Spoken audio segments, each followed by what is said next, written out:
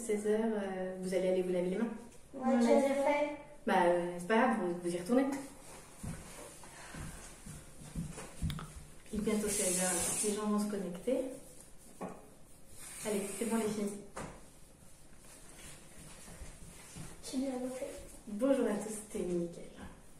Bonjour à tous, on se retrouve pour le deuxième goûter de l'éco-citoyen dans le cadre des journées de l'environnement de Palaiseau. Aujourd'hui, je vous l'avais promis, une petite recette très bonne, très agréable, très gourmande, une recette de pâte à tartiner.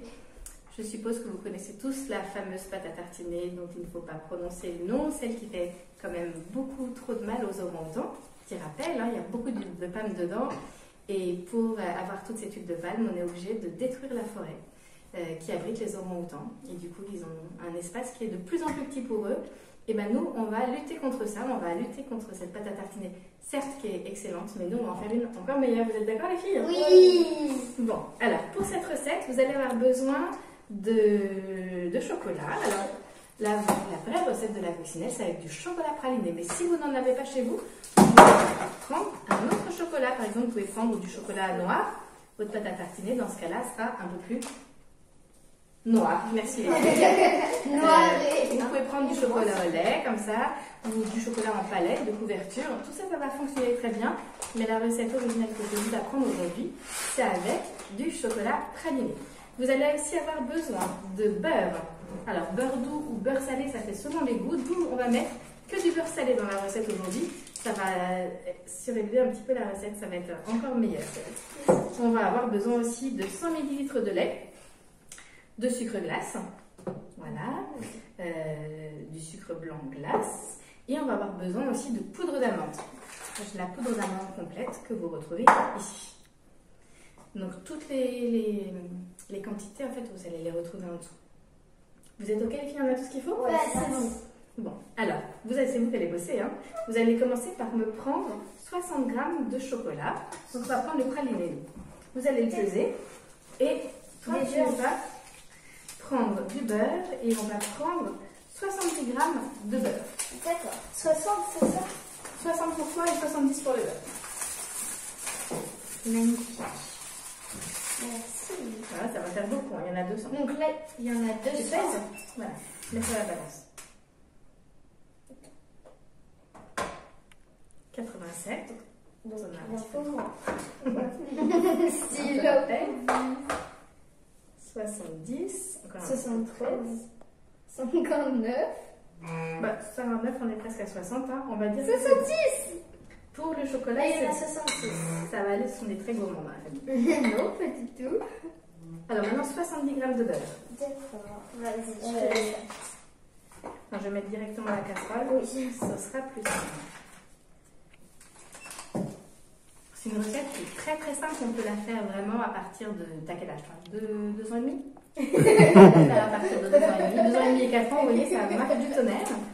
Et c'est une recette qu'on va pouvoir déguster en famille. Donc c'est vraiment le moment là de faire ce type de recette. C'est le temps idéal. En plus, on ne peut pas sortir tellement faire de courses, donc c'est le temps de tester de nouvelles recettes.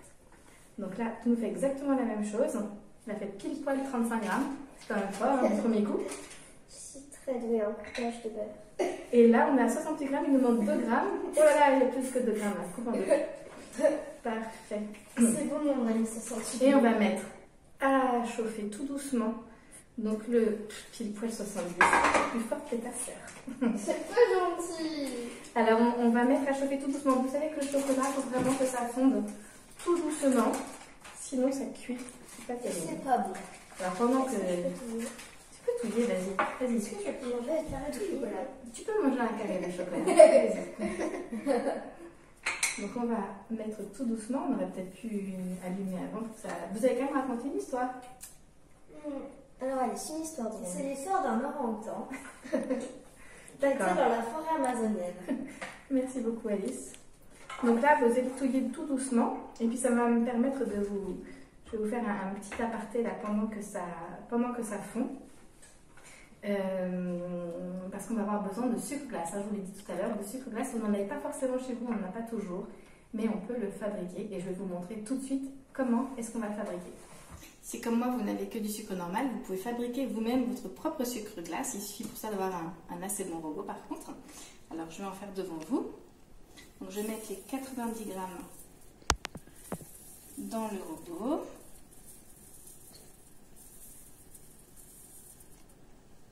Voilà. Je ferme. Et là, attention, bouchez-vous les oreilles. On va mettre à dose maximale.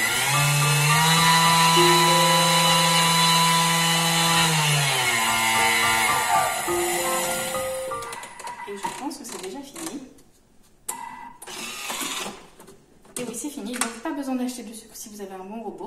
En revanche, si vous n'avez pas de bon robot, il faudra acheter du sucre glace car la texture fondante en fait est très soyeuse du sucre glace, est indispensable pour cette recette. Vas-y, hein, touille bien. Touille. Et donc le ton du sucre glace, là, ça a quasiment fondu. On est quasiment bon. Et ça a l'air super bon déjà. Oula, beurre et chocolat fondu. J'adore. Bon, bah là, on va être bien. Est-ce que je peux reprendre du chocolat? Oui, bien sûr. Et moi? Non, pas de tomber dedans quand t'es petite. C'est pas juste.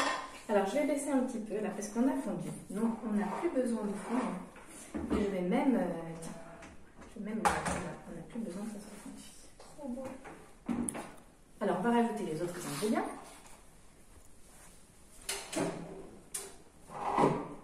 Besoin d'un petit dessous. Pour poser la casserole qui est chaude. Attention les enfants, c'est chaud quand même. Et on va rajouter, qu'est-ce qu'il faut rajouter maintenant? Le sucre de glace. On va rajouter le sucre glace, le lait et la poudre d'amande. L'idéal c'est de commencer par le lait. On va rajouter 100 ml de lait. Tu peux mettre la bonne unité. Oui. Si vous avez une balance dont on peut gérer l'unité, vous avez peut-être millilitres et lait comme nous. Donc dans ces cas-là, vous pouvez prendre... oui. Vous pouvez prendre la bonne mesure. Si vous n'avez pas de ces mesures, vous pouvez prendre un verre doseur tout simplement pour avoir les 100 ml. T'es sûr que je peux pas en reprendre, hein? Vas-y. Tout doucement, attends que ça soit bien sur 0.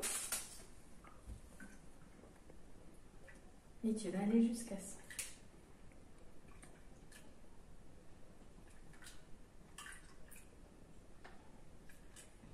Et voilà, 97, 98 et 100. Parfait. On mélange vite. Et toi, Alice, tu vas mettre le sucre glace. Alors, le sucre glace qu'on vient de faire. Et tu vas en mettre 90 grammes. Tu pourras mélanger, Léa. Toi, tu mets déjà le sucre glace, après tu mélanges. Alors, attends, c'est pas la bonne unité. Donc, je mets tout? Non, il y en a un tout petit peu plus, donc tu vas compter vraiment 90 grammes. Alors, attends, Kenya. 2 secondes. Il y a déjà 90 grammes. C'est rigolo. Tac. On met pas plus, hein. Il est déjà bien sucré. Hop. Alors attends, on va l'aider. 20, 40. Ah, on avait dit combien? 90 grammes? Bon, toi, chaque fois qu'on le met avec toi, on va toujours un peu plus, hein, c'est la recette de Alice. 94, c'est pas grave, ça va être encore meilleur. Ça va être très sucré, ne fais pas comme chocolat, ça. Non. Et peut-être qu'on va remettre un tout petit peu sur le feu, parce qu'en fait, avec le lait froid, j'avais pas pensé, comme il sortait du frigo. Ne faites pas comme moi, faites la bonne dose. Et là, on va... Alors, l'avantage, en fait, du sucre glace, c'est aussi que ça n'arrive pas votre casserole, donc ça, c'est plutôt pas mal. Et qu'est-ce qu'il nous manque d'autre comme ingrédient là? De la poudre d'amande. De la poudre d'amande.